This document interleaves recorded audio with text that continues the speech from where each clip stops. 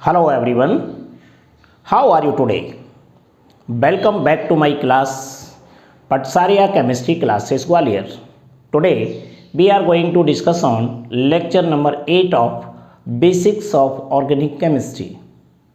In this video I will discuss about converting Newman projection formula to perspective formula. यहाँ structure लिखा हुआ है, don't worry, एक ही बात है. This video is very important for those students who are preparing for JEE और NEET with 12th. So let's start without delay. आज के इस वीडियो में मैं आपको सिखाने वाला हूं न्यूमैन प्रोजेक्शन फॉर्मूले को पर्सपेक्टिव फॉर्मूले में कैसे कन्वर्ट करते हैं. बड़ी सिंपल ट्रिक है. इसके पहले वाले वीडियोस आपने देखे होंगे. बिल्कुल उसी तरीके से इस वीडियो को भी मैं आपको सिंपल तरीके से सिखाऊंगा.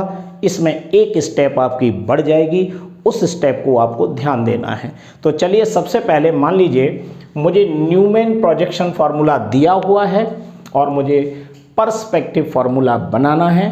तो पहले ये देखिए कि न्यूमैन प्रोजेक्शन फार्मूला भी हमें कैसे सेट करना है. फार्मूला तो रियल वे में ये होता है जिसे हम स्ट्रक्चरल फार्मूला बोलते हैं. CH3 CHCl CHCH3 CH2 CH3.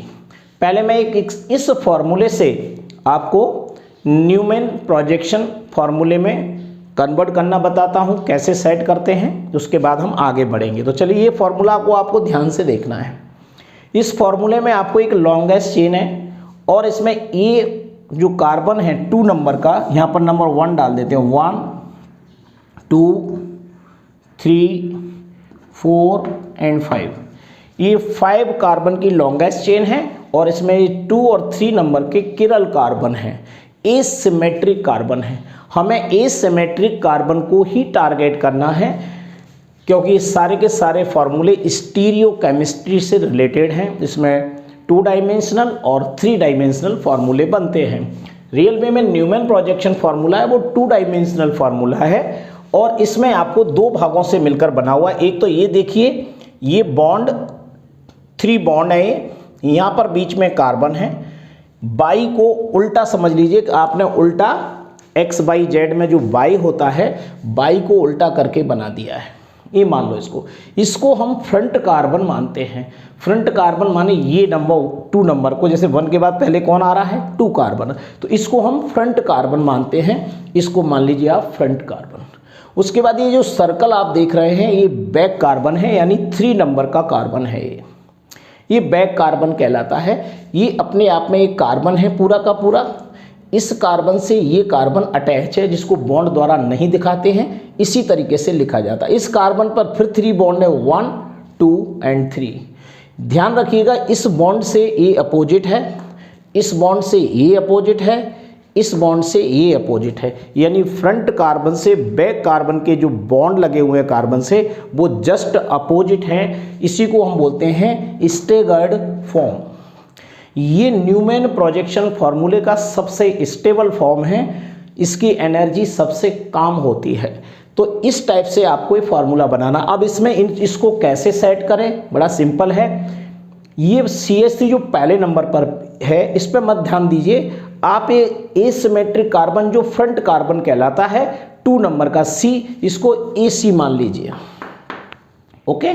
उसके बाद में आपको इस C से H और C, ये लेफ्ट हैंड साइड और ये राइट हैंड साइड, ऐसा जरूरी नहीं है. आप उल्टा भी अगर वहाँ पर लिखा होगा तो आप इसको कहीं भी सेट कर दीजिए, यहाँ पर इससे कोई अंतर नहीं पड़ेगा. लेकिन HCl आपको लिखा हुआ है तो मैं यहाँ पर इस HCl को कैसे लिख रहा हूँ. ये फ्रंट कार्बन है, ये H है और ये Cl है. दोबारा से ध्यान से देख लीजिए, ये एसिमेट्रिक कार्बन है 2 नंबर का, इसे फ्रंट कार्बन कहेंगे क्योंकि गिनती में सबसे पहले आ रहा है. और ये यहाँ पर फ्रंट कार्बन है. इस कार्बन से H और Cl लेफ्ट एंड राइट मैंने जोड़ दिए. आप उल्टा भी जोड़ सकते हो, तब भी आंसर आपको मिलेंगे.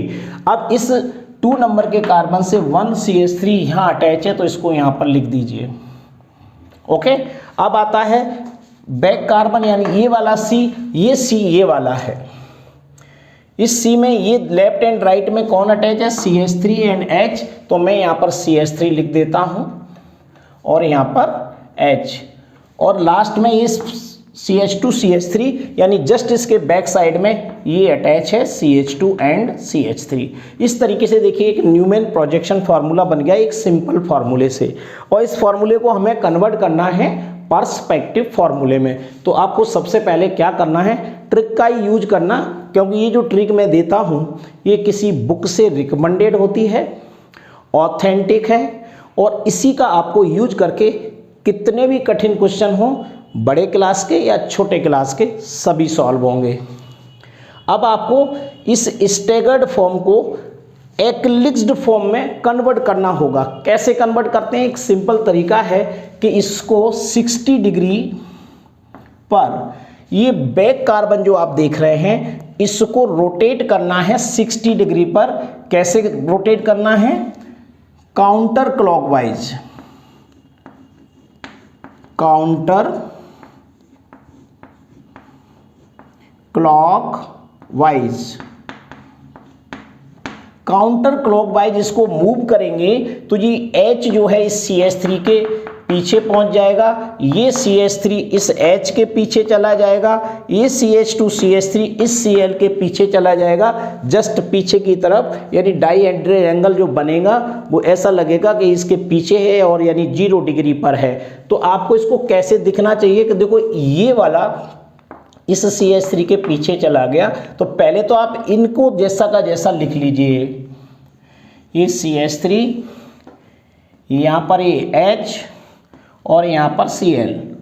अब आपने इस वाले कार्बन को जो गोल वाला है इसको रोटेट किया, यहाँ से रोटेट किया, तो ये H और ये CH3 और ये C2H5 इन तीनों के पीछे चले जाएंगे। तो पीछे जाने पर मैंने ऐसे दिखाया है, बिल्कुल ये वाले स्ट्रक्चर आप देखिए ध्यान से, ये इसके पीछे दिखाए गए हैं। पीछे का मतलब ऐसे मत ढक दीजिए कि बोर्ड पर दिखाई ही नहीं दे, इसलिए मैंने साइड में बना दिया, लेकिन मतलब इसका यही होता है कि जैसे इसके पीछे चले गए, पास पास में आ गए इसके। तो अब देखिए मैं कैसे लिखूंगा, इस H को यहाँ लिखूंगा, ओके। अब इस CH3 को इस H के पीछे आ गया, सॉरी ये H यहाँ था, और उसका ये CH3 इसके पीछे आ गया, और इस C2H5 इस Cl के पीछे चला गया, जिसे मैं लिखूंगा CH2 एंड CH3। देखिए मैंने स्टेगर्ड को एक्लिप्स्ड में कन्वर्ट कर दिया है, इसको इसमें कन्वर्ट किया है, ठीक है।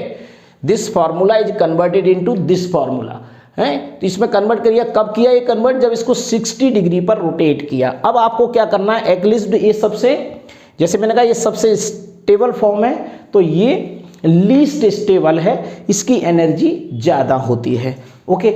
जब आप ये कन्वर्ट हो जाए, इसमें आपका कोई भी कॉन्फ़िगरेशन याद करने की ज़रूरत नहीं है, बस इसको आपको सेट कर देना जो मैंने बताया है, और आपको काउंटर क्लॉकवाइज रोटेट करना भी बताया।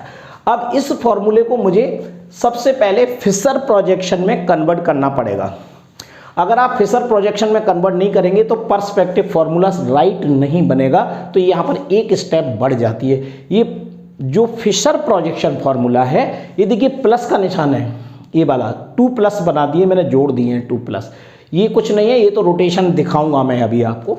तो यहाँ पर क्या करना है, जैसा इसमें लिखा है, इसको फ्रंट कार्बन मानेंगे, इसको बैक कार्बन मानेंगे। जो मैं बता रहा हूँ वो ही मानना है आपको हमेशा, क्योंकि ये साइंटिस्ट के द्वारा दिया गया फॉर्मूला है, कोई भी उसी को आपको रिकमेंड करना है। तो देखिए यहाँ पर ये फ्रंट कार्बन है, फ्रंट कार्बन में CH3 यहाँ पर है, तो मैं यहाँ पर CH3 लिख दूंगा, ओके। अब इसमें H लेफ्ट में है और Cl राइट में है, तो मैं यहाँ पर H लिख दूंगा और यहाँ पर Cl लिखूंगा।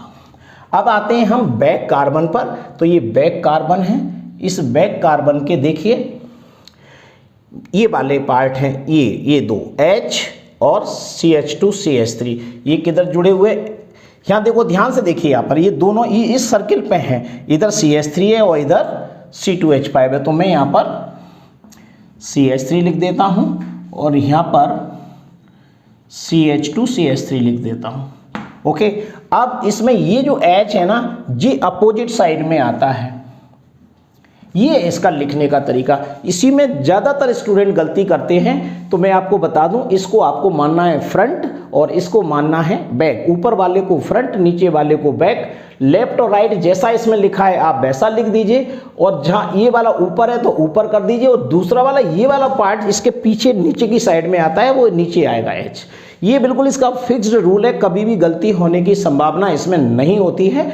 आपने ये बना लिया। अब आपको ये रोटेशन अब इसको कन्वर्ट जब करेंगे तो देखिए यहाँ तक मैंने कोई कॉन्फ़िगरेशन की मुझे ज़रूरत नहीं पड़ी, लेकिन अगर हमें इसका कॉन्फ़िगरेशन आता है तो ही हम इसको बना पाएंगे। तो अब हम इनका RS नोमेनक्लेचर कर लेते हैं, और इसका एक क्लॉकवाइज रोटेशन है या एंटी क्लॉकवाइज है इसका पता लगाते हैं। तो देखिए यहाँ पर ये हमारा किरल कार्बन यानी ये सिमेट्रिक कार्बन है, ये 2 नंबर का। तो इसमें सबसे ज़्यादा एटॉमिक नंबर किसका होगा? Cl का होगा, तो इसको मैं नंबर 1 दे देता हूँ। 2 नंबर पे ये आता है CH2 CH3 जिसको नंबर मैं 2 दे देता हूँ, राइट। और 3 नंबर में इस CH3 को दूंगा, तो 1 2 एंड 3। तो रोटेशन कैसा हो रहा है? क्लॉकवाइज। ये रोटेशन कैसा हो रहा है? इसमें मैं एरो लगाऊंगा तो देखिए 1 2 3 इस तरीके का आ रहा है, देखो। इसलिए मैंने इसको क्या दिखाया है? क्लॉकवाइज दिखाया।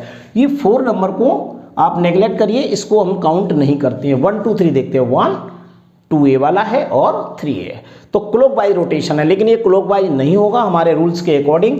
एच होना चाहिए वर्टिकल बॉन्ड पर, लेकिन ये हॉरिजॉन्टल बॉन्ड पर है, इसलिए कॉन्फ़िगरेशन जो यहाँ पर आर आना चाहिए, तो इसको मैं लिख दूंगा, ये आर नहीं है, बल्कि आर को मैंने कन्वर्ट काय में कर देना है?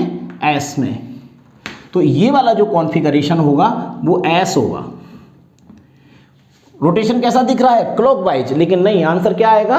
एस आएगा। बस ये ध्यान रखना, अगर एच हॉरिजॉन्टल बॉन्ड पर है तो। अब नीचे वाला देखिए, इसमें आपको 1 नंबर किसको देना है? ये CH2 CH3 है, ये CH3 है और ये H है, और ये इस C से Cl जुड़ा हुआ, तो इसको हम नंबर 1 देंगे। यानी ये पूरा जो पार्ट है ये 1 नंबर माना जाएगा, ये 1 है। 1 के बाद इसको मैं नंबर दूंगा 2, इस वाले पार्ट को CH2 CH3 को, और इसको दूंगा मैं नंबर 3 और H को नंबर 4। देख लीजिए ध्यान से, इस पूरे कंप्लीट को मैं दूंगा 1 नंबर, क्योंकि C से ABC है, ABC है, ABC है, लेकिन इस C से C और Cl जुड़ा हुआ है, और इस C से केवल C जुड़ा हुआ है, लेकिन यहाँ Cl का एटॉमिक नंबर ज़्यादा है। इस C से केवल H जुड़ा हुआ है, तो रोटेशन कैसा आ रहा है? 1 2 एंड 3। ये रोटेशन भी आपका ये वाला बड़ा वाला दिखा रहा हूँ, ये भी कैसा आ रहा है? देखिए क्लॉकवाइज आ रहा है, हो रहा है ना। ये हमारा 1 है, इसको 1 नंबर दिया है मैंने। C से यानी कौन जुड़ा हुआ है? Cl जुड़ा हुआ है। यहाँ C से दूसरा पार्ट ये है CH2 CH3, और तीसरा पार्ट A है, तो 1 2 एंड 3, यानी क्लॉकवाइज रोटेशन आ रहा है, ये भी ऐसा आ रहा है, ठीक है। अब क्लॉकवाइज जब रोटेशन आ रहा है तो ये कैसा होना चाहिए? R होना चाहिए ये, लेकिन यहाँ पर H जो है किस पर है? वर्टिकल कॉलम पर है, वर्टिकल बॉन्ड पर है, तो रोटेशन आर ही रहेगा, यानी इसको मुझे आर लिखना होगा, इसको कन्वर्ट नहीं करेंगे। यानी ये क्लॉकवाइज रोटेशन है तो बिल्कुल राइट है, लेकिन ये क्लॉकवाइज को मैंने एंटी क्लॉकवाइज कर दिया, तो आर को कन्वर्ट नहीं करना, आर ही रहेगा, दोनों आर ही है, लेकिन यहाँ आर एस में कन्वर्ट हो गया, तो ये एस है और ये आर है। ये हमारा कॉन्फ़िगरेशन हमने ऐसा कर लिया। ये कार्बन जो था वो 2 नंबर का कार्बन है, तो इसमें ध्यान रखना, ये 1 ये 2 ये 3 और ये 4 ये 5, ये 5 कार्बन एटम ऐसे दिख रहे हैं। अब जो कॉन्फ़िगरेशन आपका फिशर प्रोजेक्शन में आया है वही कॉन्फ़िगरेशन आपका पर्सपेक्टिव में आना चाहिए। तो देखिए मान लीजिए इधर से अगर काउंट करूं मैं 1 2, तो ये मान लीजिए है CH3 और ये यहाँ नंबर 2 है और ये नंबर हमारा 3 है, ठीक है। 1 2 3 हमें इन दो से टारगेट करना है, 2 एंड 3, ये वाला 2 एंड 3 ये सिमेट्रिक कार्बन है। अब ये बड़ा सिंपल है, इसमें आपको ज़्यादा मेहनत नहीं करना है। अब आपको क्या देखना है कि जो H है, ये वाला H, वो हमेशा ये हैच्ड बेज पर होना चाहिए, ये वाला बॉन्ड जो डॉट डॉट डॉट डॉट लगे हुए हैं। अगर इसमें H को हमेशा सबसे पहले लिख लीजिए, इसको H को इधर भी और इधर भी, दोनों को कहाँ लिख लूँ, H पर। देखिए ये भी H है और ये भी H है। उसके अलावा अब आपको देख लेना है यहाँ पर कि CH3 Cl और ये वाला पूरा पार्ट मुझे कहाँ पर रखना है, राइट।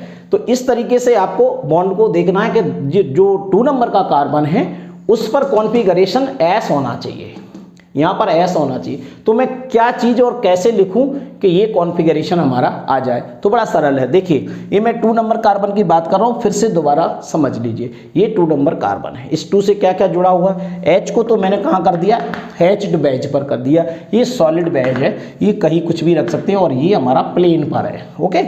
अब H और Cl और CH 3 यहाँ पर रखना है हमें इस चीज़ को, देखो ध्यान से।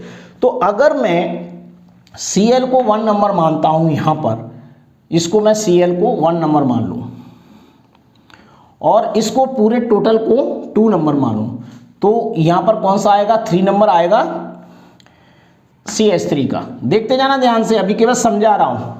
अगर मैं इस 2 पर Cl यहाँ रख दूँ, CH3 यहाँ रख दूँ, H पहले ही रखा हुआ है, और रोटेशन करूँ तो ये 1 और ये पूरा 2 और ये 3, यानी रोटेशन कैसा आ रहा है, क्लॉकवाइज आ रहा है, जबकि ये कैसा है, एंटी क्लॉकवाइज है। तो बस आपको कुछ नहीं करना है, CH3 की जगह पर Cl रख दीजिए और Cl की जगह पर आपको क्या रखना है, CH3 रखना है। तो रोटेशन क्या होगा, देखो 1, ये 2 और ये 3, इस टाइप से रोटेशन हो जाएगा। ये देखिए एंटी क्लॉकवाइज रोटेशन आप दिखा सकते हैं। ये आ गया, इसको नंबर 1 दे रहा हूँ। ये पूरा टोटल 2 नंबर है और ये CH3 3 नंबर है, तो 1, 2 एंड 3, तो कैसा हुआ, इस टाइप का रोटेशन हुआ एंटी क्लॉकवाइज। तो इसको क्या लिखेंगे, S। इस तरीके से हमें फॉर्मूले को कन्वर्ट करना होता है। अब 3 नंबर देखिए, इस वाले कार्बन को देखना है हमें। इस कार्बन में H मैंने यहाँ लगा दिया है, अब मुझे CH3 और CH2 CH3 लगाना है। तो देखते लगा करके, अगर मैं यहाँ पर CH3 लिख दूँ और यहाँ पर CH2 CH3 लिख देता हूं, तो अब मैं नंबर 1 किसे दूंगा, नंबर 1 मैं दूंगा इस वाले पार्ट को, इस वाले पार्ट को नंबर 1 दूंगा। ये 1 है और 2 मैं दे देता हूं इसको और 3 इसको, तो इसको नंबर 1 कंप्लीट को 1 देता हूं, इस पूरे पार्ट को 1। उसके बाद इसको नंबर दे देते हैं 2 और उसके बाद इसको नंबर दे देते हैं 3। तो देखिए रोटेशन कैसा हो गया, क्लॉकवाइज। ये देखिए क्लॉकवाइज रोटेशन आ गया। ये मैंने एरो लगाया है इस टाइप से, दोबारा छोटा एरो और दिखा देता हूँ। ये देखिए क्लॉकवाइज रोटेशन आया है, क्लॉकवाइज रोटेशन यहाँ पर है, और देखिए यहाँ पर कैसा आया है, ये एंटी क्लॉकवाइज रोटेशन आया था। ये देखिए ये हमारा क्लॉकवाइज यानी R, ये वहाँ पर R रोटेशन है, तो यहाँ पर मैं इसको R लिख सकता हूँ, इसको S और इसको R। इस तरीके से जो कॉन्फ़िगरेशन इन एसिमेट्रिक कार्बन पे होगा, यहाँ पर भी उन्हीं नंबर पे उन एसिमेट्रिक कार्बन पर वही कॉन्फ़िगरेशन होना चाहिए।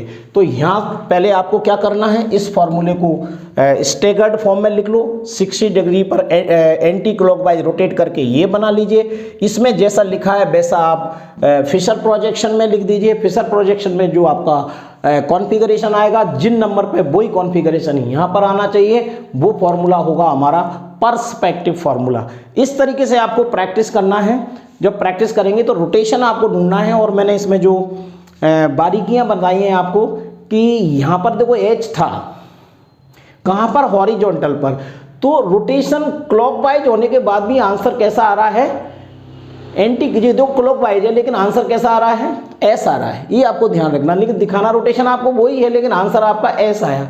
यहाँ पर देखिए H वर्टिकल बॉन्ड पर है तो रोटेशन वही आएगा जो रियल में आता है। तो देखिए यहाँ पर ये जो रोटेशन है क्लॉकवाइज आ रहा है, जब क्लॉकवाइज आ रहा है तो हमारा आंसर R होगा। सेम मैंने यही कंडीशन यहाँ पर कीजिए, आप प्रैक्टिस कीजिए इसको, और प्रैक्टिस करने के बाद आपको ये वीडियो कैसा लगा मुझे ज़रूर बताइए। So thank you very much. Next video will be continue.